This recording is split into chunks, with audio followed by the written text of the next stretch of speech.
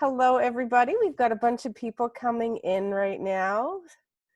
So let me just open my attendees. Here we go. Hello, everybody. If everybody can just pop in the chat, let me know if you can hear us okay and see us okay. Let us know where you're tuning in from today too. That would be fantastic. I know Dr. Isla Fishburn is in the UK right now.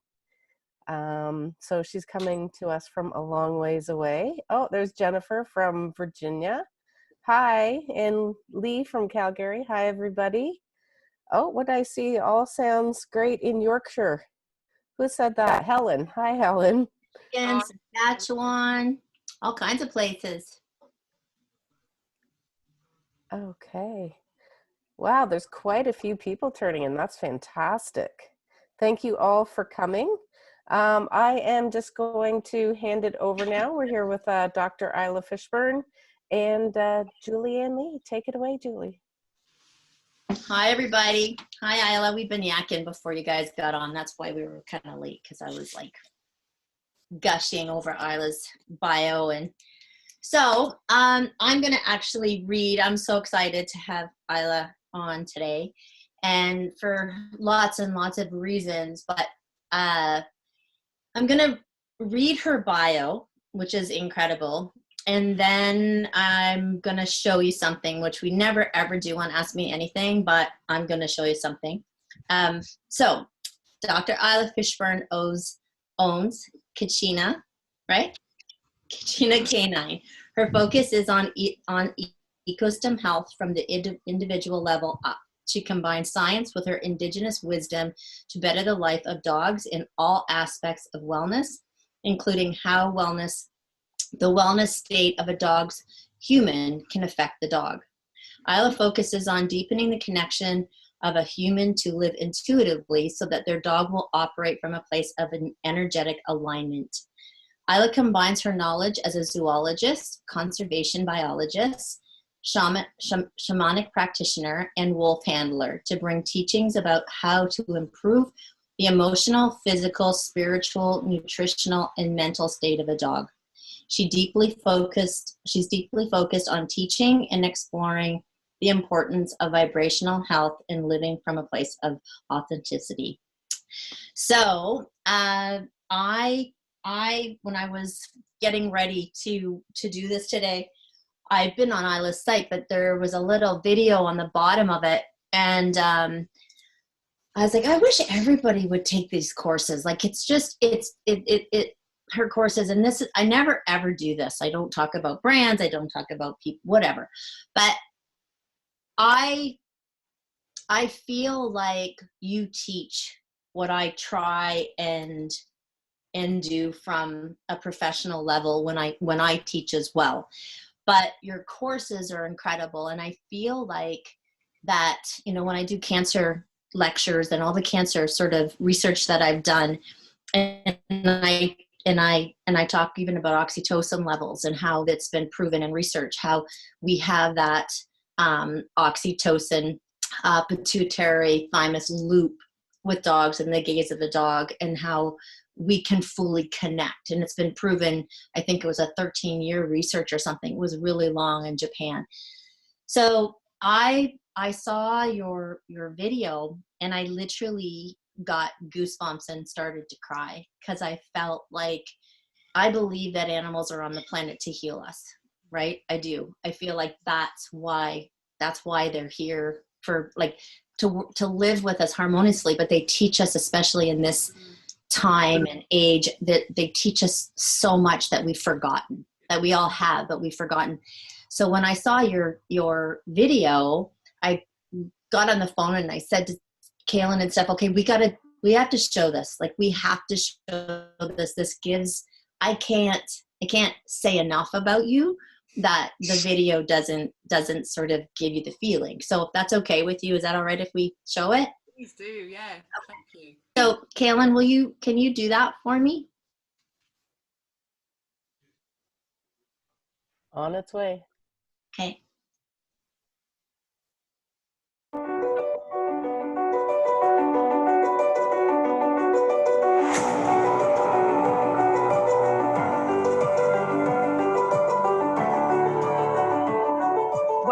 to Kachina Canine. Come on in and learn what wellness is all about.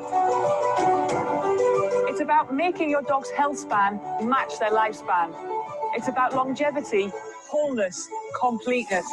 It's about the physical dog, the emotional dog, the social dog.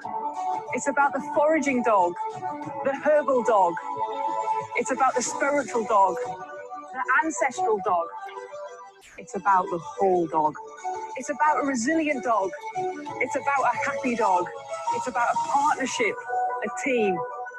It's about a relationship, an understanding, a coexistence. It's about connection, acceptance, and appreciation.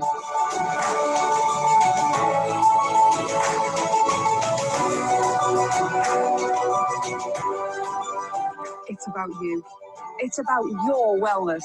It's about the physical you, the emotional you, the social you.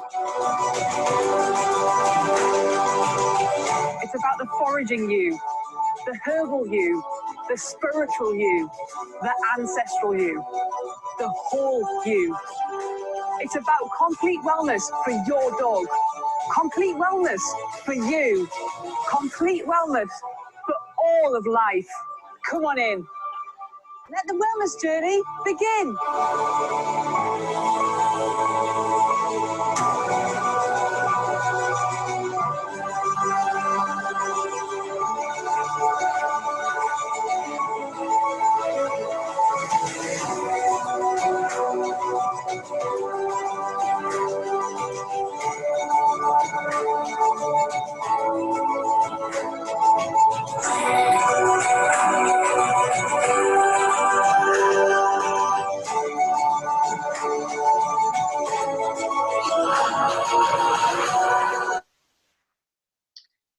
That's amazing.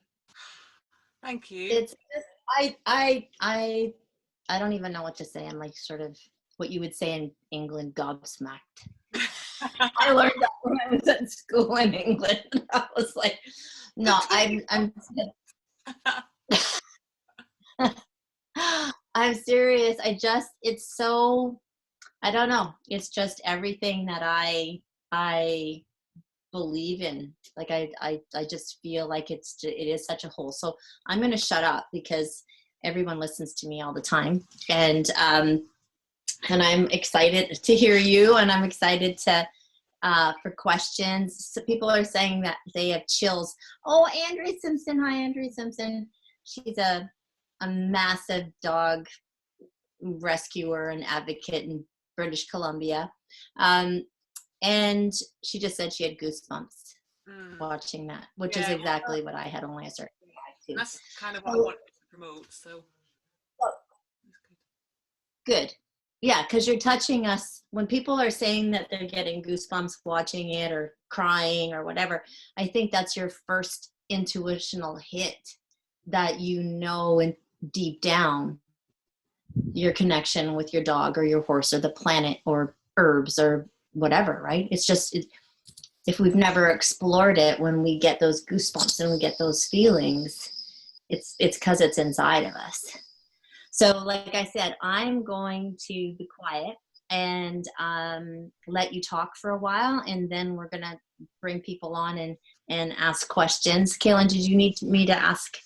Do you need me to say anything else or No, anything? I just have some questions here if Isla is ready. yeah, Do you want to say anything first, or you want to jump right into questions? I don't know. Let's jump right into questions, and we'll just see what goes from there. Yeah. Yeah, here's one from Diane. She says, "Hi, Isla. I have an older golden, 13 years old. She's pretty deaf, not great eyesight. Wondering how to help her enjoy life and allow her to safely explore her world. She wanders and I worry as she gets close to the road." Okay. Oh, and remind me again the dog's name? She did not say. Diane, if you want to just type it in the chat. Bringing your dog's name into this conversation, definitely. Yeah. I'll give her a moment to. If she says. Sedona. Right. Yeah. Oh, what a beautiful name. Do you know? it's such a beautiful question, and it's almost like my brain then goes blah, blah, blah, blah, blah, like all the things that we can explore, the things that you can look at, all the things that you can do. And it's like starting from, you know, sometimes as humans we want to overcomplicate things or think that we have to overcomplicate something, when really what I want people to truly understand is that everything is an ecosystem. So in my experience as a zoologist and conservation biologist, I just loved everything about ecosystems, and that's how I see everything. I see our dogs an ecosystem, ourselves an ecosystem. And so from that perspective, getting everyone to be really passionate and fired up about vibrational health, because we are all just an energy, we are all just any energy beings experiencing life together. And so from my experience, what I'm recognizing is that for us, we love our dogs so much, and you know, we want to understand how we make their health span match their lifespan. And so sometimes we can become so focused on the dog that we don't take a look at ourselves. And so some of the simplest things we can do, because we are, and I'm going to do a post on this tomorrow actually, is that because we are all just a vibration, our dog's resonance, our dog's vibration, our dog's energy state, their ecosystem, their whole system can actually be affected and knocked out of alignment or brought back into alignment based on how we are. So often, you know, the words that we speak, the thoughts that we have, that in itself is an energy. What follows what we speak is an energy. What follows our thoughts is an energy. And so sometimes when we want the best for our dog, or how do we keep our dog safe, or what's the best things we can do for our dog, wow, I mean, there's a pile of stuff we can do, but a really, really simple thing that we can do is actually start to look at ourselves and start to live our life from a place of excitement, a place of joy, a place of pleasure, a place of just absolute like love and beauty. And because that places us in what I class as authenticity, it places us into true alignment of the self, then that actually supports the dog's energy state and going, wow, you know, I feel so relaxed because you're so relaxed. And with that, yes, a dog can have their own individual challenges, but what we're then exploring is this challenge because of the dog or because of the human? Is this challenge exacerbated because of the human's energetic state as well? So I mean, yeah, there's so many things from a physical perspective. You know, we can't give a new eyes, we can't give a new ears to be able to navigate, but our dogs are, their entire system is a sensory organ. We are a sensory organ, and what can affect that is how we are. So that's one of the things that I would really just kind of be tuning into and focusing on. Of, you know, when you're out with your dog, are you like, oh, don't get too close to the road because I'm really panicked, or like, oh, I feel really sorry for her because, you know, she's going blind, she can't hear. Like, our dogs don't have emotional attachments to their appendage in that sense. What they have emotional attachments to is how their body is feeling from an energy perspective, and how their human that they love and adore and get support from is feeling as well. So that's like the first protocol that I would be exploring, definitely. That's a really good question. Okay. Yes, that was a really good question. And she says, yes, I stress. I have to stop that. Yeah, and it's you know, it's easier than done, but there are some, yeah, it's about, so there's something called like the material mind and then the intuitive mind. And one of the things that I love teaching people is how we not step, but how we remember what it is to live in the intuitive mind, which is our heart. Like all animals, which we are, all animals operate and respond from their heart. This is your intuitive self, your intuitive knowing. And as humans, unfortunately, through hundreds of years, we've kind of created a separation in our being, and we get lost in our thoughts, we get lost in our mind. And there's a really beautiful saying, which I've said before, and Einstein, it's from Einstein originally, which is well, I don't know if it's originally, but I know Einstein said it, is that the mind is a powerful servant but a cruel master. And so when we look at it from this perspective, so many of our dogs, we coexist with our dogs, but from a perspective of, we actually are keeping them in almost like a cocktail or tornado of stress and anxiety or worry, because that's where so many of us operate. Our dogs are social group animals. They coexist with us so closely that often they're absorbing that on a daily basis and a regular basis, and that can interfere with their energy state. So in terms of providing the best opportunity and wellness for our dogs, is to look at ourselves, and of course providing the best wellness for ourselves. Like we all deserve to be living a life that we want, that we choose, that we love, that we adore, that we wake up every day going, wow, I am so excited about life, I'm so excited about the unknown. And so many of us don't, and that's really something that I really want to change in people's lives, not just for them, not just for their dogs, but because everything energetically spirals out, so that we're actually doing it collectively for the consciousness as well. So I just saw something, and I agree with you 1,000,000,000,000,000%. And I remember when I was working with Sue Armstrong, who you know, and what you said, I 1,000,000,000,000,000,000,000% believe in, and I'm on board with. But sometimes it's easier said than done, and that's why I was so incredibly excited when I saw your courses, because I feel like we have a lot of knowledge, right? So from my perspective, when I talk about, you know, leaky gut, and I talk about whatever, I want, like, we're able to get the information, but often we lack the tangible tools to be able to put it into motion. So, I mean, I've been telling people for the longest time, like, about energetics, because I'm a homeopath, right? Like I'm fully on board with that, but it's very hard to teach that. And I can be the worst person on the planet. Like, I am out there talking about it 24/7. One of my animals gets sick or something, even just, I can feel them, something's happening before they almost get sick. Like I just feel it, instead of being, I'm way, way, way better. But rather than just being able to move with it, and I get really freaked out, right? Like I get super worried about them, and I get super stressed, and I have to work on myself all the time. So I'm going to do your courses, because I feel like I have 40 rescue animals, and everybody's sick all the time. Yeah. It's like, because I rescued them sick. I rescued them, you know, going to the meat factory, horses, and going, you know. So when I was looking at that, so I saw a little thing in the chat, that's why I'm interrupting, saying, can we learn this somewhere? How do we get, who teaches us? Yeah. So that's why I say that's what Isla does. Like that's you got to go on our website, and we'll put everything in the chat. And I'm actually really excited that I didn't really delve into your site until like today, which is what I mean, I've always thought, I've loved your lectures, and that's why I was so excited today. But when I really looked at it, I was like, hallelujah, holy moly, somebody's actually going to help people do this. Thank you. So whoever was typing that, Kaylin will put it in the chat where you can learn this.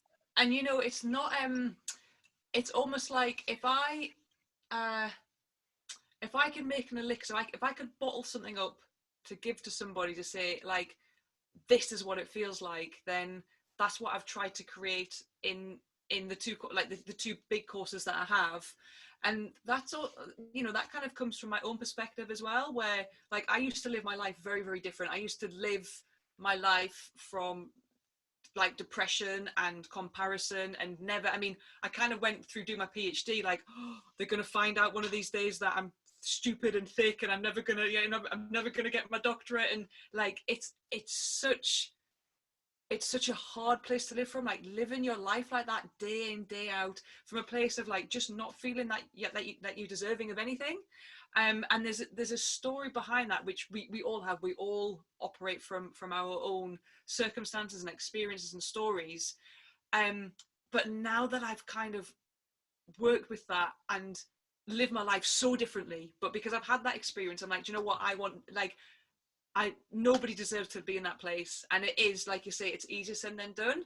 Of if we are a natural worrier, if we have anxiety, if we're stressed, then it becomes such a protocol that we follow, it becomes such a habit.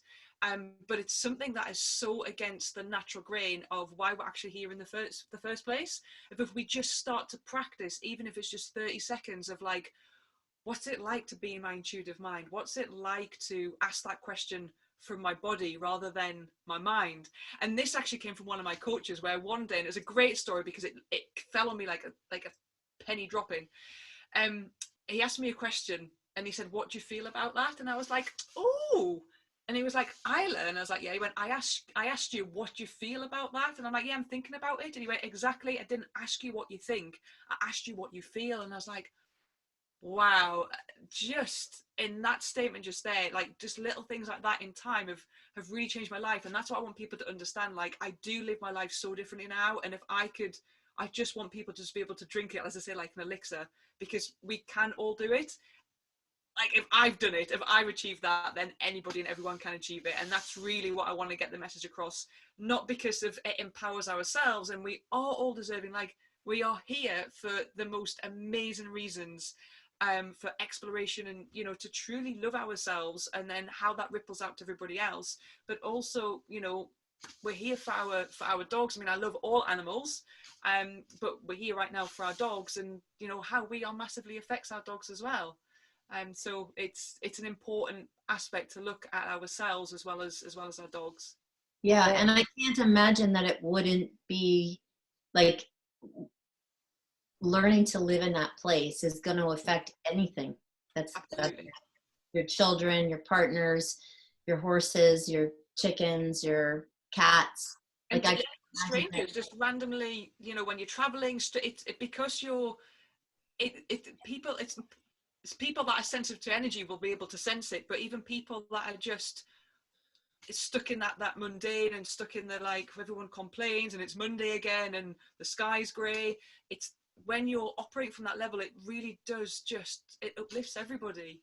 And that's kind of, it's really important that you know, it's really important that we're starting to live our lives like that, because that's how we should be living our lives. Absolutely. Yeah. Well, Andrea made a really great statement in the chat. And she says, I think I'm more in tune now because I've been out of work. I actually have time to be more intuitive. Yeah, beautiful. And, you know, this is a thing, like, it's almost like when we got told about the pandemic and we went into lockdown, for me, it's like, okay, there's two different ways we can go. We can go into panic and worry and what's going to happen, or we can take it as an opportunity and go into a place of excitement. We can go into a place of, like, wow, I haven't got a clue what's going to happen, but actually how that's really exciting, how that curiosity, that wonder of, like, wow, what is gonna happen here. And she's absolutely right. It's a beautiful time and a beautiful opportunity, because we're being forced into stopping, of just stop, and it gives us time for our energy to rest, to rejuvenate, to relax, which is what we should be doing. We should be doing this more in our daily life anyway. And now that we've been given this opportunity, she's absolutely right. We literally can drop back into ourselves. We can spend that time to have a bit of a lie-in, or just to sit in quiet, or to enjoy the sunshine without having to worry about all the emails that we've got to get through, or the work colleague that we've got to meet that we don't really like, or the lunches that we need to prepare. It's just like, just time to reset. And of course that opens up our sensory being and our opportunity to sit into our intuitive mind, and the more that we practice that, the more powerful it becomes, and the more able we are to then live from that place. And it's, you know, once you live from that place, it's just magical, the opportunities that come, and just the experience that you have, no matter how small, is just really, really magical. Really magical. Yeah. Okay, we have a bunch of questions here, so I am going to move on here. Sarah has a question here, and she says, what would you suggest for a dog who is intolerant to all food ingredients after Giardia? How do you say that? Yeah. Yeah, as a puppy. Food ingredients. So yeah, I mean, I gather there's a dog on, like, a hydrolyzed food then, must be. she's done failed multiple modalities, homeopathy, fecal transplants, multiple consultations, 5 nutritionists, nobody could help. Symptoms are all skin related. Oh, skin. But I mean, the dog's able to eat something now, right? Otherwise the dog would... Sarah doesn't say a home cooked diet right now, but we've done every type of diet available. Okay, so so the dog's having a home cooked diet. She's tried, like, all protocols, all techniques, and a home cooked diet. I mean, is she? But the dog's obviously thriving on the home cooked diet. She says she's a very happy girl. She said we've tried everything, and she's been Guardia free for a year and a half. Great. So, but they, yeah. So from my perspective, sometimes, you know, we kind of have this element around like grief and loss as well. So like in the video, the dog that my wolf dog Cola, we lost him March 11th, and I did like a Facebook live and a little bit of chat about how we deal with loss, how we deal with grief, and how we prepare ourselves for that and our dogs for it. So sometimes it's like we're like so desperate to fix something that sometimes we're looking for something when we have exhausted all of our efforts, or equally if it's not broken, there's no way to fix it. So if she's tried everything, that sounds like she has, and she's spoken to, you know, 5 different nutritionists, and she's tried homeopathic remedies, supplements, and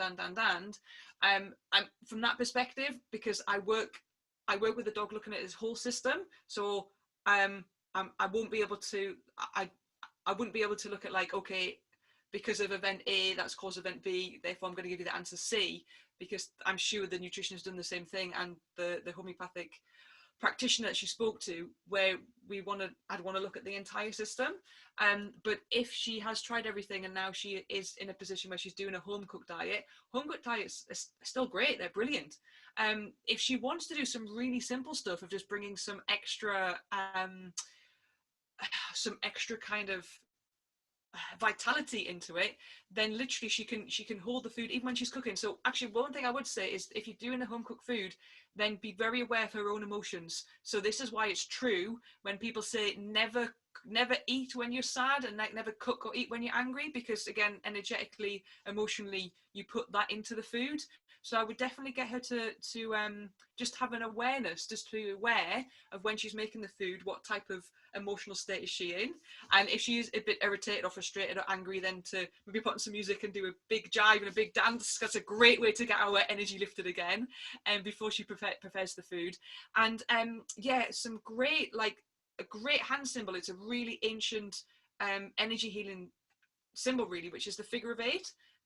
So this was taught to me by a lady called Madison King, and you can basically just do the figure of 8 over the food, put words into it as well. Like, this is why when we talk about putting sentences together, when we say spell that word, a word in itself is a spelling, and so it's a spell. So this is why, again, the words that we speak create an energy. So, you know, like, oh wow, I'm making in my dog's food, I'm putting so much love and extra nourishment, and wow, there's food that I've carefully gone out and sourced, and it's going to bring wellness and vitality to my dog. Like, these things are really, really simple, but you know, can really, really support our dog as well. It sounds like she's tried everything, and well done, brilliant for just really persevering to do the very, very best for your dog. You know, you should be really proud of yourself for that. But again, if it's like this is keeping her stable, you know, she's thriving on it, then again, if it's not broke, there's no need to fix it. It sounds like you've got some stability for her with the food. Another thing that like I show some of my clients to do, and it's again on my course, I talked about this in Raw Roundup as well, is energy testing. So I like to show my clients how to energy test, whether they are putting like a collar on a dog, or if they're feeding the dog something, or they're bringing in supplements. That's something that she can look at as well. Definitely with the energy testing. Yeah. And do you do consults? You do consults, don't you? Yeah, I do consults. Yeah. And Kaylin, Yeah. you put her website in a couple times, right? Yeah. absolutely. Yep, we can keep popping it in. It really does make a lot of sense, because I remember about 5 years ago, I was pretty sick, and I was taking these herbs from a really amazing herbalist that I highly respect. And every time I would take it, it would just about knock me on my butt. And it was just the most horrible tasting stuff. And I was just like, oh, I hate this stuff. And I would be taking it with like a face, and, you know, and then she said to me once, I said something to her about it, and she said, do you do that when you take it? Like, when you take it, do you make that face and like really don't want to take it? And I said, I think so, probably. And she's just like, Julie, you know better than that. You know, like, you have to like thank it and bless it and feel that it's gonna help you and understand its powers and be grateful that I'm able to take it.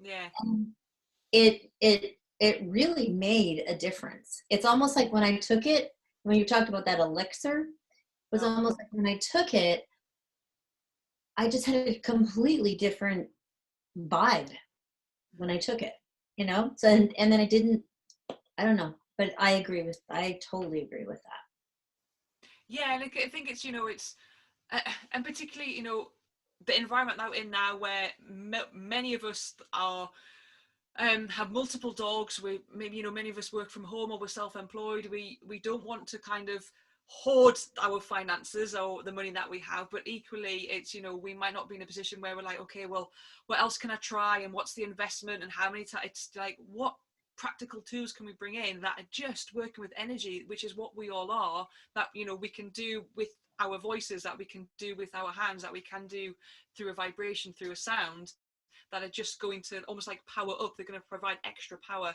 extra vitality, extra vibrancy to what, you know, the great work that people are already doing. And I find it so, it's so helpful, so beneficial. Like you said, just that difference of like, again, it's like when I'm working with essential oils, I had a client that was like, oh, I like this, oh, but I hate this one. I was like, that, you know, kind of energetically, don't even say that in front of the essential oil, because it's going to kind of make it go sour. And yeah, so like you were saying with the I don't know if it's a tincture or the powders that you were taking, absolutely, sometimes it can be like that, our body just doesn't need it, but can just be like, we change our energetic state, we change the intention that we have behind it, like this these beautiful, I mean, I just love all elements, and I love the plants, and I love plant communication, and seeing our plants as beings that they are, but appreciating them as well. You know, we've kind of, they've given up their life to provide health for ourselves, provide health for our dogs, for all the other animals that we use the herbs with. So it's important that we honor those as well. You know, this is why it's about, for me, interconnectedness, because we all, like, in terms of us as an individual, nothing that is part of us is separate. We are a whole system, and then together, when we come together, like, we are all interconnected.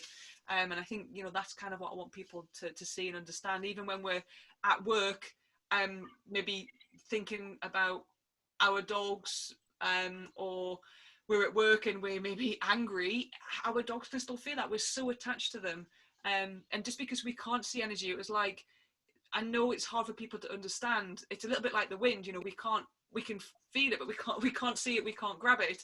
And that's kind of what energy is. It's just moving all the time, it's flowing all of the time, even if we're like miles away from our dogs. And this is why, you know, when I did a post a few months ago, I'm going to do another post again tomorrow, just about, we are just a vibration away. You know, when we are separated from our dogs, if we're on holiday or we're away with work, you know, when I go away and I'm away from home, I always say to my dogs before I leave, like, I'm just a vibration away, guys. If you need me, I'm just a vibration away. And you know, that just reminds me that I'm always anchored, I'm always connected to my dogs. Well, I find it really amazing that we are starting to do so much more research around energy. Like, people are starting to you know, the interconnected and plant intelligence, like when you were saying, like, what they're doing to us and stuff. I was fascinated by that years ago with something that David Suzuki did about the mother tree, and how she communicates and is able to find a tree that's, I don't even know how far away it was, and block the nutrients to some tree, because one tree particularly needed a particular type of gas, and sent it through the mushrooms and the fungi that carried it, and then the fungi lives on how it. I mean, it is. I don't know. It just blows me away. But I'm excited because for the people that are like, oh yeah, whatever, this is a bunch of, you know, hoo-ha. There's so much research coming out now. Yeah, and I think that's the beauty. It's almost, there is so much research, which is great, because like this is what I love, because I am a scientist, but I like, I feel that we have to combine indigenous wisdom with science. Like, we can have one without the other, but my goodness, it's so more powerful when we bring the two together. And also indigenous wisdom for me is, it's molecular biology. They just have a very, very deep and intuitive knowing, because they're living from their intuitive self, that intuitive thinking of like, they just like, this is how the world works. And again, this is the only it makes my eye twitch, is the only thing I'm going to say with science now, is like, my understanding of science, like science as a subject came about because it was all about, wow, the world is an amazing, fascinating place, and we know, like, we just want to know and discover more and more and more about it. And now, unfortunately, it's become just this very competitive, very critical, very judgmental, of like, if you haven't got a paper to prove it, then it doesn't exist, it doesn't happen, it doesn't occur. Or actually, your paper, the paper that I'm reading, oh well, it's flawed because I don't believe it, but here's a paper that I do believe, so this, obviously I'm supporting it and it supports me. And I'm like, this is really sad, because this isn't even what science was supposed to be about. It's supposed to be about, wow, like, how fascinating we find all these things out. And that's what I love, because, you know, I love the concept of biophoton research, the fact that we now know that DNA itself emits a low level frequency, it emits a low level vibration that is speaking to everything. And even what blew my mind about kind of plant communication and plant spirit beings was the guy, I can't remember his name now, who invented the lie detector test. So he was just playing. He was like, okay, I'm just going to see, like, if I hook up a plant, I'm just going to see what happens. And he got a reading and he was like, wow, this is really cool. So he then thought, I wonder what will happen if I burn the plant. And even by thinking that, the plant changed, the plant's reading changed. And he was like, wow, this is incredible. So then what he did is he got a group of students to go into a room with two plants, and he basically, one of them was picked out from a hat or something, to basically say, right, you're going to be the murderer and you're going to attack a plant in front of the other plant. So he didn't have a clue which student did it. And then he brought the plant that wasn't attacked into the room, hooked up to the lie detector, and every student was brought in one at a time. And the student that attacked the second plant, when the plant saw that person, the plant gave off a reading of like, that was the murderer, that was the murderer. I mean, it just blew my mind. It's incredible. And this is why, from, you know, then when our dogs, you know, I'm really big on our dogs having choice, and just allowing them. I mean, I appreciate and accept that it's helpful if we have an understanding of a little bit of at least native botany or native plants and native flowers. But I'm such a big fan of our dogs having the ability to self-forage, because again, it's an energy speaking to an energy, and when there's an attraction, the body knows what it needs. Again, we kind of get plagued by like, oh, I've read that this is really good, so I better take it, because, you know, we're still stuck in our mind rather than just feeling into what we know and what we need. But our dogs, you know, they literally are responding from their heart, so they're authentic, they're pure, they're honest. And sometimes that's what we don't like about our dogs, when they're a little bit too honest of who they like and maybe who they don't like, for example. Totally. That's so true. I could ask more questions, because I could, I like the whole We've got 2 down so far. I know, but it's crazy, because I was thinking of a time when I was just like, I knew nothing, and I was in England, and I was working with Mark Elliott. Do you know Mark Elliott? Oh, yes, I do know Mark. Yeah. Yeah. Okay. So I was working with him, and I like knew nothing, and we went out, and this horse had looked like, its skin looked like someone scalded it. Like it looked like someone poured.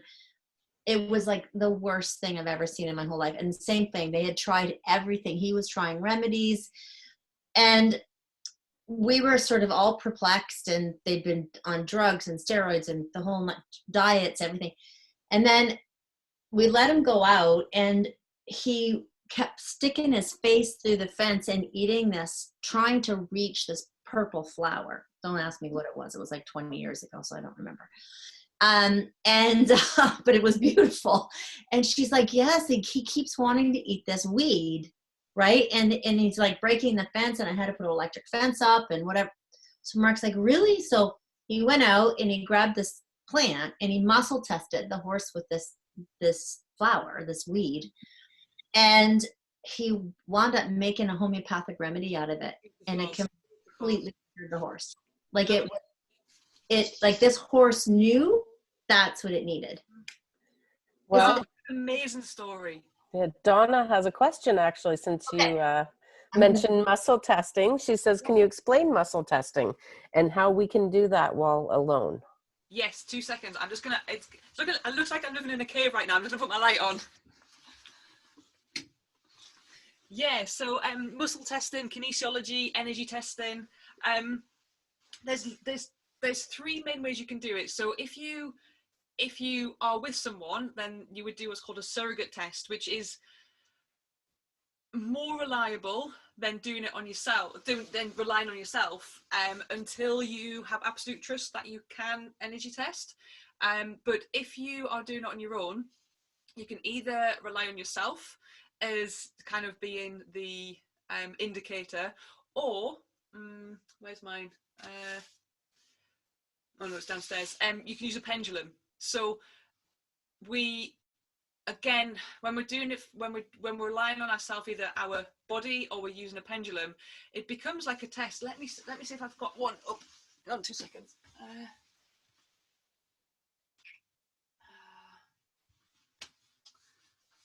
No, I was gonna.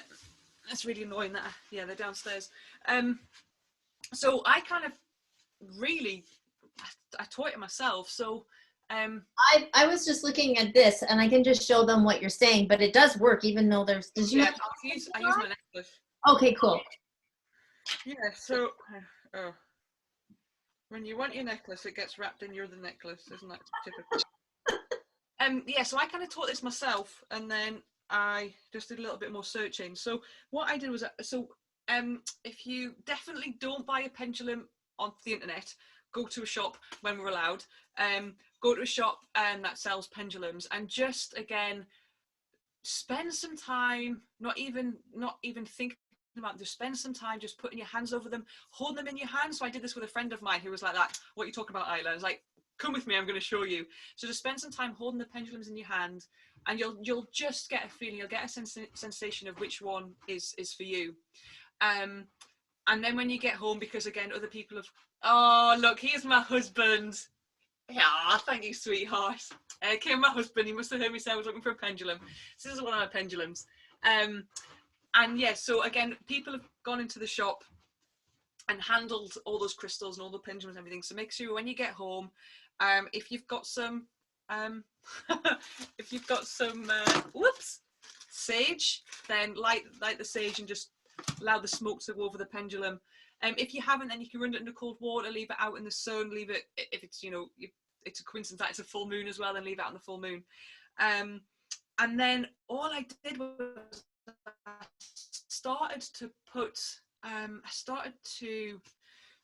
me use my feather. So I started to have things that I knew what they were. So for example, like a feather. And so this is going to be different for everybody. So all you're doing to begin with is trying to work out what your yes is and what your no is to get the truth. And then it takes practice, because I know for either all of you listening or so many of you listening, you're going to be like, oh yeah, but I'm not going to be able to do it. You will be able to do it. And this is just, again, an energy being speaking to an energy being, that's all, or energy system speaking to an energy system. So with the feather, I used to start by just saying, right, this is a feather. This is a feather. Just to see what my pendulum did. So for me, I know that a yes is anti-clockwise. Although before I do any energy testing, I do just check. And then I might say something like, oh, this is a cup of coffee. This is a cup of coffee. And so for my no, my pendulum goes up and down. So I don't know if you can see that okay on the Zoom screen. And then I just kind of spent time doing that for all manner of different objects until I kind of really felt trust. And then I mixed and matched. So what did I do? Because I did something that was then, I didn't know what, I couldn't see what the thing was and use the pendulum. Can't remember. But then what you can do is then do exactly the same thing. So because you have so much love for your dog, you're already connected with your dog, and you can literally like hold it over. Like one of the big things I'm talking about at the moment is amber collars, because amber collars are great they can work really, really brilliantly for the right dog. But again, our dogs are an energy system, and amber is a conductor. So it doesn't mean to say that an amber collar is going to be great for the dog. So again, I have some of my clients test if an amber collar is suitable for the dog or not. And there's then different ways you can do it. So sometimes, like, you can then use your pendulum, if particularly, you know, with your own dog, because your dog has complete trust in you, your dog's going to be relaxed around you. Is that when your dog, you know, maybe not when it's about time to go for a walk, but when your dog maybe had exercise and they're resting, or after food and they're resting, or when it's evening time, you can literally just hold the pendulum. I always show it to my dogs first so they know what it is that I'm doing, just so they can sniff it. But you can hold the pendulum from your dog's nose and literally really quite precisely work around all the dog's body. And I just ask the question, is energy flowing correctly in this area? If my pendulum says yes, then I leave it. My pendulum says no, then I might bring in hydrosols, essential oils. I might do a little bit of energy work with my hands. I might just do I might do some drumming. I might do a little bit of healing with my hands. And then I'll go back to that spot again with the pendulum and ask the question. So you can do it actually over your dog's body, but you can also do it to ask questions about food, supplements, and, you know, be really playful with it as well. This isn't about like, it's not making it complicated. It's not making it complex so everyone's like, oh, well, I'm never going to be able to do this. This is, again, just being fun to begin with. And yes, if we have got dogs that have got really bad skin issues, have really sensitive to food, then once we practice with another dog, just to practice and get confident in it, we can use another dog in the household or a friend's dog, for example. Once we're like, do you know what, right in my heart, I now know that this is me, that I'm able to do this, then you can start doing it on a dog that might have a little bit more imbalances and challenges. What you can also do, if you haven't got a pendulum, or you're just like, I just don't think it can work, you can then do what's called a self-test. And a self-test then becomes like, you rely on yourself, which you really have to have trust in. If I do self-testing, but I prefer to use my pendulum, or I prefer to do a surrogate test. So the surrogate test I talk about on my online course anyway, and that's using a second person to kind of create a circuit. So you're using the second person who's connected to the dog, but you're using the second person to do the test. And it's really powerful. What's really funny on the video about the surrogate testing, so I do it with my friend who is the most amazing dog trainer and behaviorist, and he's very scientific. I mean, I'm a scientist, but he's very scientific. And you can see on the video when because it's working, you can see like when something's still strong, when something's weak, and he's just like, what magic is this? Because he's like, I believe it, but I don't know how it works, and I don't know how to believe it. So it's a really good video. And with the self-test, again, it's you imagine that you are the pendulum, and there's loads of different ways you can self-test. So some of you might find reliable and I don't, and some other ways I might find reliable and you don't. So one of the easiest ones you can do, which I don't find, it doesn't work for me, although I know many people that do it, it's called the sticky smooth test. So again, we start with something that we know to be true or false. So if you just kind of rub your thumb and index finger together, and the first thing you'll say is like your name. So say, my name is Isla Fishburn. Okay, so it's nice and smooth. Then I might say something like, I don't know, my name is James Bond. Okay, so I just want you, I'm not going to show you right now, but I just want you to feel into that. And some of you, let that be no different. Some of you would feel a difference.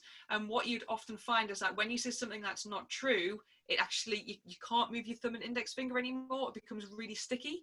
And that is, again, just something in your being that you vibrationally know, well, I know this is truth. I know this is my name, and I know that's not my name.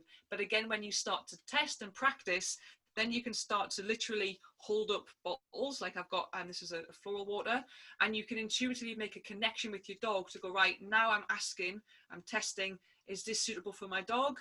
I'm doing a sticky smooth test. If it's smooth, then I know it's true. If it's sticky, then I know it's false. I don't use that one myself because I don't find it reliable for me, but as I say, I know some people that do. I tend to use what's called the Quadricep test. So you're kind of standing up. You've got to be good with your balance, but you stood up stand on one leg and your other leg's up in the air. And all you do is, again, you're pushing down. So your hands got to go just not on top of the kneecap, just above the kneecap, and you're kind of pushing down. So again, you can do the same thing. I'm making it up now because obviously I'm not stood up, but you can say the same thing of like, okay, my name is Isla Fishburn. And when you push, because it's true, it's really strong. So it's not creating a weakness in your system. That's the whole point. It creates a weakness or it creates a strength. So when something is true, it's strong. When something is not true or not compatible, it makes a weakness. Then I would say something like, my name is James Bond. Push down, and it would be weak. Obviously, I was doing that as an example because I'm not stood up. You need to be stood up for that. You can also do a sway test. So your biggest pendulum in you is your heart. The heart is it's a sensory organ of perception. It is a pendulum in itself. The best way to explain that is a concept called entrainment. So I love this. For somebody that works in a clock shop, the clock that has the biggest pendulum influences all the other clocks' pendulums to swing in unison. So this is why, again, when we think about ourselves and our heart rate and our heartbeat as a pendulum, that can influence, like Julie was saying, like children, spouses, dogs, other animals, because our heart literally is a sensory organ. But it's classed as the sway test, where again you need to be stood up, and you would practice by saying things that were true. So again, if I was standing up, my name is Isla Fishburn, and I would sway forward. My name is James Bond, and I would normally sway backwards. But again, you need to be stood up for doing that. So definitely I would say a surrogate test, which is another thing to explain, but we'll probably need to move on. So you can do a surrogate test where you rely on a second person, but I know the question was specific to if you're on your own. We were having this chat before we started the Zoom call. Like, I love the stone people. So if I can bring them into my life, I'm going to. So I rely on my pendulum. But if you haven't got a pendulum and you want to practice, just, you know, maybe you're away and you haven't got your pendulum with you and there's an emergency, or you just want to practice it, or you want to prove a point or whatever, then you can either do the sticky smooth test. There's a link one as well. You can do the sway, or I do the quadrant. There's a really cool one actually I've done with men, because men are like, well, this isn't going to work. You can use a water jug, and it's a really, basically you fill up a water jug, so if you put your arm out straight, you can lift it up, but you've got to engage this muscle, so you know it can't be too light, but it's a little struggle if you lift it up, but you can lift it up. And you do the same thing. My name is Isla Fishburn. You'd lift it up, then you'd say your name that was untrue, so my name is James Bond, and like you can't lift it. It's so incredible. But I do this, and I don't mean to pick on the guys, but often you can see, like, you know, I often see like the husband at the corner of his eye going like what magic is this, what mystery is this? And so I get them to do the jug test, and you can, you know, they're trying to use their entire body to now lift this jug of water, like as if I've put a spell on it. But that's a really fun one to do. But again, you're only isolating this muscle, and you're just lifting the arm up. So hopefully it answers the question. Everybody's having so much fun. Yeah, I never get to watch the chats, right? Because I'm always yakking. And so I'm kind of watching the chats, and they're like, oh my God, it's working for me. Yeah, me too. Like when you were telling me. And everybody's like freaking out, going, oh, we don't want her to hang up, and we want her to come back. And everybody's like, really fun. I'm always happy to chat. Oh, awesome. Okay, so I'm going to shut up again. Okay, go, Kaylin. Okay. Well, we have a ton of questions. Unfortunately, we're not going to get to them all, but I think this one's really important. I've had this issue myself, so I'd really love to hear your take. Jennifer asks, my two dogs recently fought. Now they have to be apart. Yes. I don't think anyone is happy with this situation. What can I do to help them reconnect and just reignite what was good for the last 4 years? Any thoughts on the negative energy that is creating tension now? Nice. So yeah, and again, my brain's like that. Blah, blah, blah, blah, blah. Okay, so there's a few things. Is there one dog aggressing towards the other, or are they both aggressing to each other? She did not specify. Jennifer, if you could just pop something in the chat and let us know. And also their age. Are they both 4 years old now? I know she said like. Yeah, she did not say, unfortunately, and she hasn't popped in the chat yet. Oh, one dog is 10 years old. Is the instigated? I guess that means he instigated it, or she. Okay, yeah. The other is 4 but bigger. Okay, so what we're seeing here is kind of like a shift in temporal dynamics. So where like the dogs have got on fine for a long time, and then all of a sudden there's been a change. So what I would do certainly, so the 10-year-olds is the instigator. So I would just as a protocol, I don't know if you're able to in your area right now because of restrictions, just as a protocol, I would take the 10-year-old to the vet just to make sure there's nothing underlying pain-wise, or, you know, something come with the thyroid, or physiologically or anything like that, because that's definitely one of the things that can be seen. So it was the other way around though, it was a younger dog starting to all of a sudden aggress on the older dog. And so the dogs had lived together fine for 8 years, and then all of a sudden the younger dog was starting to aggress on the older. So my suggestion was to take the older dog to the vet just to get everything ruled out. And the lady was like, yeah, but it's the younger dog that's aggressing towards the older one, so surely like I should be taking the younger one. I was like, take both of them, like, just to get everything medically ruled out. But where the younger dog was starting to aggress on the older dog, and this, sorry, I'm telling you the story not because I'm saying this is going to happen, but there was a particular area on the older dog's body that the younger dog was like attacking, and when she took the older dog to the vets, the dog had the start of a tumor. So actually it was a cancer that the dog was literally like, get it out. And so he wasn't like, I don't like my brother anymore and I want him gone. It was like, there's something there that the dog could see and was panicking about and really trying to go like, it's there, do something about it. So that's why I would just say, just for the 10-year-old, just to make sure there's no underlying pain or there's changes that are occurring if the dog's starting to aggress. Normally what you do find, so I often say to people, if they've got a young dog, so maybe they've got like, I don't know, a dog that's 5 or 6 and they've brought in like a puppy and like the dogs are getting on fine, I always say, just please, like, I mean, relax, don't kind of live your life tense because that energetically is going to affect the dogs, but just be mindful and just be aware that everything might not be hunky-dory just wait until the dogs kind of hit sexual maturity and adulthood, because to begin with, the dog, when they're a puppy, they're like, I'm young and I'm learning, and, you know, I can't really defend myself anyway, and life's just, you know, I'm just a young dog. But when they hit adulthood at around 2 years old, can be a little bit later depending on the breed, that's when sometimes we can see clashes. And it's simply because one of the things that I love exploring and talking about is, again, we get so focused on the dog, you know, the dog's a domestic animal and therefore X, Y and Z doesn't apply anymore. Dogs are still social group animals. Dogs are genetically ancient beings, so they still have this ancient blueprint, which part of that blueprint is about them being a social group animal. So within that, there can be a particular formula and a particular rule when we put in dogs together, whether it is in a multiple dog household, whether it's in a doggy daycare, whether it's in a dog park, where some dogs will just harmonize and really like just gel and anchor and cement that group together, and some will, to begin with, like, be okay with each other or the best of friends, and then all of a sudden circumstances can change and you know, conflict can arise. With that, one of the things I'd be looking at is the dog's functional character. I would also be looking at like what the dog's being fed. I would also be looking at, you know, dogs are so good, as well, we all are actually, because we are just energy beings. It's our cells that are keeping us alive. It's our cells that are constantly being fed information about how the body should feel.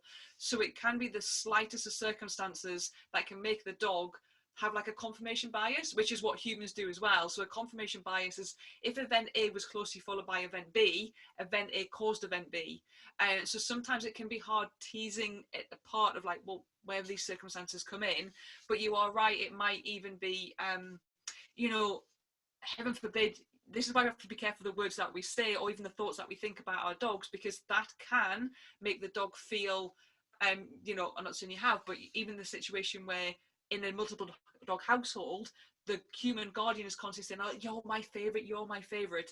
Like, energetically, that's a wound for other dogs. And so again, I would take it as like a big ecosystem approach of keeping a diary of like, is this you know, these kind of aggressions happening every day? If they are, then is there a particular time of day? Is it after, you know, things like after exercise, before exercise, not before exercise, sorry, after exercise? Are the dogs being walked separately? So again, what can happen when our dogs are exercise is that builds up adrenaline, that changes the scent of a dog. Dogs are communicating first and foremost through scent. So one of the things that I definitely look at and talk about, and is a really big thing for to understand, is not just the importance of scent in terms of how a dog smells, but how changes in scent can affect our dogs as well. To give you an example of that, one of our dogs, Tunkasila, is she's had quite a few traumas, and as a result of that, she literally, the first thing she is absorbing in any animal is their heart rate. So she can identify adrenaline in a person 48 hours after they've been to the gym, and that is enough adrenaline in their system still for her to say, back the hell away from me, I don't want anywhere around me. So again, is it after exercise? Is there no rhyme or reason to it? Even, you know, is it more intense when it's a full moon? All of these things to do with energy, so they can affect our dogs. I would rule out kind of sexual maturity in adulthood, because one of the dog's 4 and one of them's 10, but I would want to know, okay, when did it start? What are they fed? Because sometimes what can happen is that there's an intensity through scent in terms of what the dogs are fed.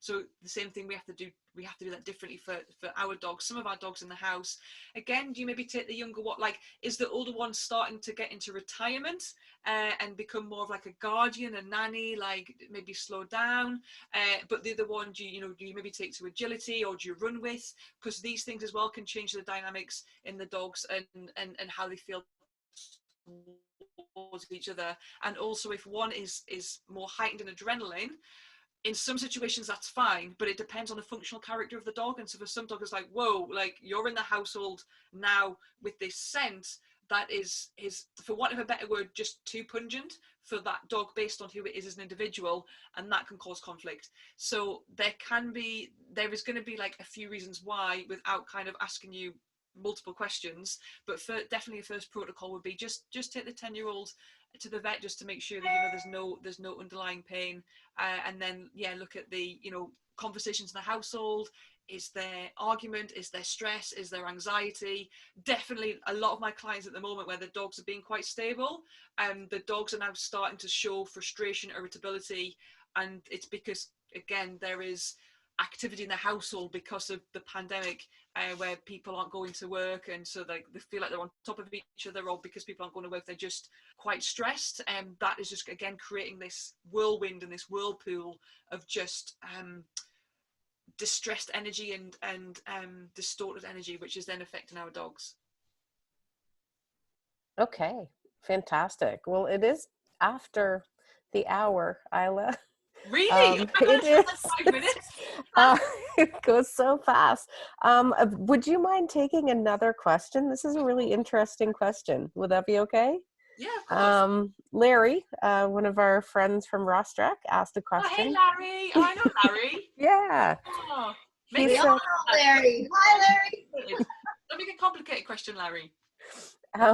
He says, this might sound really weird, but if I meal prep some food and I'm in a really great mood, then I freeze the food and I give this food to a few friends, would my energy remain in that food, or would it be lost because of time, or does this work only prior to feeding it? Nice one. So, well, I'm going to tell him, and for one thing I'm going to say is, technically, by the time he's made the food, he's frozen it, he's given it to his friends, then technically it will have dissipated, but there is still going to be a cellular kind of memory in that sense. So I'd be intrigued to see if he's doing it. Depends how often he's doing it for his friends, but kind of test. But like, I made this meal prep. Well, no, because Larry, I don't think you'd ever be in a bad mood, so you can't even pretend that you're going to be in a bad mood. And actually, I don't want to promote that. So, like, the intensity of it, it's almost like, I guess, a radio wave, a radio signal. It starts off really intense when you're close to something, and then as you move further and further away, it kind of gets less and less and less and less, but it's still constantly there. So technically, there is still going to be like a signature, a memory that's held within that food, but the severity of it will have dissipated. That's a really cool question, actually. I like that question. Yeah. Okay. Well, that was answered really quickly. Would you be able to answer one more? So there's so many great questions here. This one, Jennifer says, this may be too simple of a question, but if my pet is experiencing health issues, should I not let them hear me talking about their problems and my worry about their problem. Oh, sorry. So you're going to have to repeat the question again. She said, if my pet has experienced health issues, Yeah. should I not let them hear me talking about their problems? I see. Okay. So not necessarily. It depends on how she's talking about him. So, okay, I'm going to give you like an example. It's more of an emotional perspective, but then I'll get back to the question. So I had a client where they had a beautiful, like a really cute kind of like teddy bear dog. They got the dog when the dog was a puppy, and everyone was like, look, the dog looks like a teddy bear, look how adorable he is. And they then had a little boy, so they had a child, and all of a sudden it was like the dog got pushed to one side, and it was about the baby, the baby, the baby, the baby, the baby, and the dog was kind of like, me, but I'm here. And what started to happen is that the dog started to get a bit the dog wasn't very friendly. No, I'm not going to say very friendly. The dog didn't really like the child, so would just keep his distance. That's all he would do, just keep his distance, because he didn't really like the child. And then what happened, because like the dog didn't like the child, because the child was getting all the attention, and the dog all of a sudden was like, everyone used to love me, and now, you know, I don't really get, you know, I'm kind of getting pushed out to the side. People then in the household in front of the dog start to say things like, I don't like the dog, or I hate the dog, I don't like the dog anymore.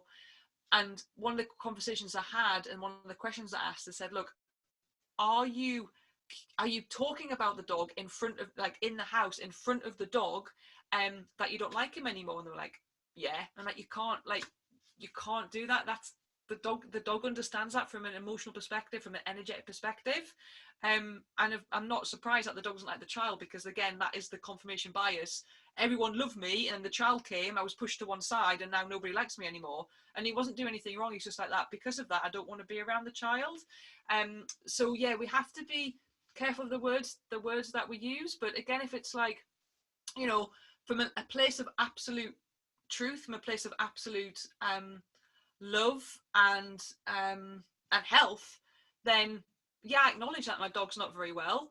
But, you know, if we're kind of like, oh, you know, my dog's not well, and oh, she's just, you know, she's really fading, and she's really lethargic, and I'm really, really worried about, I'm actually really scared, and I'm like, that, then yeah, that's going to be the negative, and that can cause further distress for the dog. It can make the dog worry about the human. It can make the dog worry more about themselves.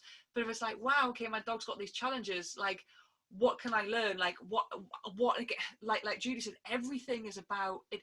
Like, our dogs are here. Like, when I get dogs, I got my dogs because I wanted to learn, I wanted to understand and learn what it's like to live and coexist with another species. So I kind of interact with my dogs differently to many people. But again, our dogs are here to teach us about healing. Our dogs are here to teach us about grief. Our dogs are here to be our teachers. And if we're like, wow, okay, these challenges, these health issues have arisen in my dog, why are they here, and what am I here to learn? Is it I'm here to actually now become a canine nutritionist? Is it because I'm here to learn about homeopathy? Is it because I'm here to learn about how to cook food for my dog? Like, it's here for a lesson. And I appreciate it, because I used to live a very different life. I appreciate it can be very, very difficult words or pill to swallow, but absolutely guaranteed our dogs are here to teach us something. So yes, if we're like, wow, do you know what, okay, my dog's got these health challenges, I love my dog so much, and I am worried about them. And if you are, then equally that is okay, because that is just an emotion. If we can have the opportunity to contemplate and worry about that, if we are worried about it at a time when we are further away from our dog, I mean, energetically our dog can still feel that, because we're always connected to our dogs. But in their present company, in the household, it's like, right, my dog has got these health issues, like, what am I here to learn? My dog has got these health issues, but I'm going to make absolutely, you know, I'm going to do everything that I possibly can to know that my dog is filled with love. I'm going to do absolutely everything that I possibly can to honor the challenges that my dog has, so that I'm here to learn more about my dog. I'm here to learn more about animals. I'm here to learn more about myself. So we look at it, as I say, as like two sides of a coin. And, you know, it's almost like what's on the other side of fear is excitement. So if we can flip it to go, okay, this is one side where it can be, why is this happening, and I want my dog to suffer, and my dog is so unwell, and what can I do? Or we go on the other side and go, right, okay, actually my dog isn't well. And, you know, I'm just even thinking of Cola. We lost him on March 11th, and he was just fading and fading and fading and fading. But there was like, my priority still was like, okay, it's a horrid fact, but a fact nonetheless, that our dogs don't live as long as we do. So we have to have a strong heart and a brave heart to go, right, if we're making the decision to live with an animal whose life expectancy is always going to be less than ours, then we have to have an awareness of that. Because again, the whole concept of grief, I've worked with clients where they've lost a dog and they get a new dog, and because they haven't remove the grief that they feel from their previous dog, they have created challenges in their new dog. So grief's a really big thing for us to understand when we are coexisting with another animal. But with that, you know, even when we knew that Cola's time to be with us physically was ending, there was still a pride, there was still a determination, there was still a like, do you know what, it was inevitable that this is going to happen, and my priority is to explore some new things that I've been aware of but haven't needed to bring into my practice, but now I'm going to bring into my practice to see if they're effective for you. So that is expanding my learning, to not look at you as this to kind of feel sorry for you and look at this animal that is, you know, failing and fading, but to see you to spend time, I still spend our time together, so that, okay, you want to sleep more, but that's fine. How do we make it more comfortable for you? Like, look, I know your favorite color is blue. I know, like, vibration, you love blue. I brought you a new blue bed. I brought this for you. And, you know, again, we can do that with our energy testing. So it's about looking at it from every challenge that hits us, how we can make it to always an advantage and always a positive, and always that state of providing health. You know, with so many, like, my friend at the moment has cancer, and I'm working with her, like, she's, you know, people are saying to her, like, we're going to fight this and it's a battle, and I'm like, even by you using those words, we're being like, we're going to allow that cancer to win, because, like, you know, we're going to fight it, we're using that anger and that tenacity. It's, you know, we're going to give it love, we're going to give it that vibration. I don't know if that helps answer her question at all, but that's kind of how I would look at it. I think so. Sorry, did I make you cry? I think it does too, because I think that's an important part, because I know personally, and I don't know if it's, you know, right or wrong or whatever, but if I am really scared and I pretend that I'm not scared, like I force myself not to be afraid, or I force myself not to be sad, or I force myself whatever, what I've started realizing, well, a couple of years ago, 3 now, is that I shut myself down. Right. So if I come in with my dogs or my animals, or they're sick or whatever, and I don't want to show them my fear, but I don't have enough knowledge yet, or I haven't learned enough, because that's why I want to take your course. Then what I do is I just try to show up with what I really feel. Like, how do I really feel? So, you know, I remember when Della died, I was like, okay, I'm going to do this differently, right? How can I show up with this? What can I learn as a human being that I need to learn through your death, right? Like, and just when I was scared or I was sad, I would say to her, you know, I'm okay, but I'm really sad. And then I would cry. And then as soon as I stopped crying, she'd wag her tail, right? It was like she could feel my release almost, because then I was more open to it. So it wasn't like an attachment, like I was scared. It was just letting my emotions kind of come through me, right? So yeah, it's a really massive learning experience, and what you have to offer about teaching that, I think it teaches us how to be human. Well, not human, animal. No, it teaches us how to it teaches us how to shed that conditioning, right, and really learn how to feel and be. And I think that's the thing. That's what I said to my clients, is like, you know, it's you know, it's not right or wrong to feel anger, to feel fear, to feel sad, to like, these are emotions that our body's experiencing, but I always say, like, we don't feed them, we feel them. But if we feed them, that's when they get stuck. But if we just feel into them again, it's just going back to like, what would my dog do? What would my horse do? What would any animal do? We are animals. We listen to what our body is telling us. We listen to how our body feels, and that's why, again, we can recognize and go, wow, you know, thank you for showing up. Thank you for being here. Why are you here? How does it make me feel? But because my little Charlie came in, but she's got back out now. Yeah. How does it make me feel? But we don't create it into like a memory, or feed it in our mind and create to like this really long story. Because again, that's just then living from the classes, your material thinking, material mind, rather than your intuitive mind. Because we all know, I mean, you know, our dogs are social group animals. All animals experience sorrow, experience sadness, experience grief. So it is an emotion, but it needs to still be able to be allowed to flow, that we just feel it into the body, and we come back to being present, coming back to like, you know what, it's fine to feel this, I recognize it, but I'm not gonna sit at home and dwell on it and dwell on it and dwell on it, because that's when we again get knocked out of alignment, and that can affect our dogs and affect all of the life forms that are around us. Yeah.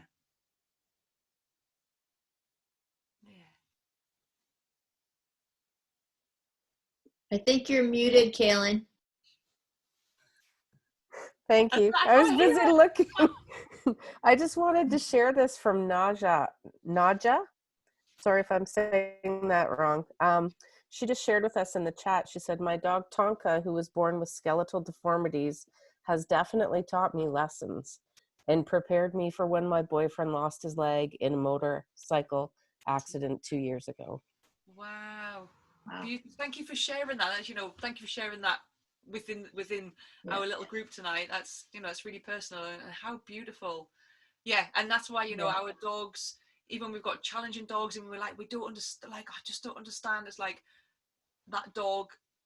I always say, like, there's no such thing as a coincidence. It's just synchronicities. Our dogs are always, circumstances arise because we're ready for that lesson, no matter how hard it can be and how deep it can be. Yeah, that's beautiful. Thank you for sharing that. And I wanted to say, you said something that I felt was really important, because again, it's sort of what was a lesson that I had to learn the hard way. When you said, when we are constantly chasing the reason why they're sick, or like we're so focused on their sickness, yes, right? Of figuring that out, we put so much energy into it and doing what I've done, right, my whole life. And then I had my heart horse, who meant more to me than I can even possibly tell you. I moved to this farm for him, right? So that he could have a field, and he came here. Anyways, it doesn't matter. And he literally got off the trailer, nine days on a trailer. And I did everything I could possibly do to make this horse be okay. But he was massive. He was 2,500 pounds. He was a big shire, big draft horse. And he got off the trailer, and it was like a dream come true for me. And then about 3 weeks later, he started falling over. And took me a while, but anyways, he had equine protozoa myeloencephalitis, and he would have had it before I rescued him, which was 3 years prior to that. And I was so convinced that that he wasn't going to die. Like, it's okay, honey. Like, there was just no way that this horse was going to die on me, that I didn't spend any time with him. I spoke to every single equine specialist in the world. All I could think about was fixing him, curing him not dying. And he died in a very interesting way, but maybe one day we can talk about it. But it was so intense that when he died and how he died, in that moment, he taught me that all he really wanted was me to spend time with him. Not that he didn't want to die, or not that I didn't. And I did learn a lot, But my biggest lesson as the person that I am and what I do in my life was that you can do all of that stuff, but you don't lose sight of the animal. Don't lose sight of their life. Don't lose sight of their joy. Yeah. I couldn't even go to the barn because I would have panic attacks when I would see them because I was so stressed out. And that helped me with Della's death, right? I instantly was like, Della was 11 years old, big dog. I was like, okay, this is not going to happen now with you. And she had a completely different end stage, right? Different death. So I was really happy that you said that about don't spend so much time and energy on how sick they are. Try and find the joy and whatever. Like, I can't wait to take it. Yeah, absolutely. And because from that perspective, you know, love, like, it's, and I don't mean it in a like in a kind of sickly way, but you know, love in itself can be the most such a powerful medicine in itself. So there can be some circumstances when it's like we have got a really unwell animal and all we're going to do is just throw so much love to it that it can overcome. But sometimes again, it's just having that, I guess it's neutrality. So when Cola was, and if anybody wants to, so he died the 11th of March. So on the 13th of March, if you scroll back onto my business Facebook page, which is Kachina Canine Wellness, on the 13th of March, I just did a Facebook Live about just how we helped him transition and how we supported the dogs and ourselves in the household.